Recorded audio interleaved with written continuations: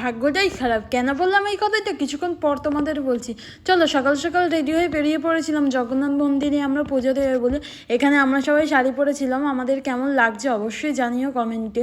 আমরা টোটো ধরে চলে এসেছিলাম, পুরো মন্দির পর্যন্ত নামাইনি, 10 মিনিট হেঁটে মন্দিরের কাছে পৌঁছাতে হয়েছে। আর এসে জাস্ট আমার চোখটা পুরো জুড়িয়ে গেল, কি বলবো, এতটা শান্তি লাগছিল এখানে এসে। আর মন্দিরের ভেতরে তো আলাদাই একটা শান্তি ছিল। আর আমি পুজো দিতে পারিনি, ওই যে গার্লস প্রবলেম বললাম না, কপালটাই আমার খারাপ। যাই হোক, আর কি করা যাবে, মারা ওখানে পুজো দিতে গেছিলো, আমি কিছুক্ষণ বসেছিলাম। তারপরে মাদের পুজো দেওয়া হয়ে গেলে আমরা সবাই একসাথে বেরিয়ে বেরিয়েছিলাম বাড়ি যাওয়ার উদ্দেশ্যে।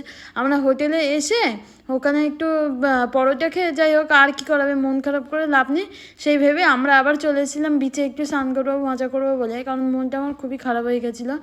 এখানে সবাই মিলে আমরা একটু মজা করে নিলাম। আর কবে আসবো জানি না, এখানে সবাই মিলে এত মজা করেছি যে কী বলবো। তারপর হোটেলে এসে লাঞ্চ টাঞ্চ করে একটুখানি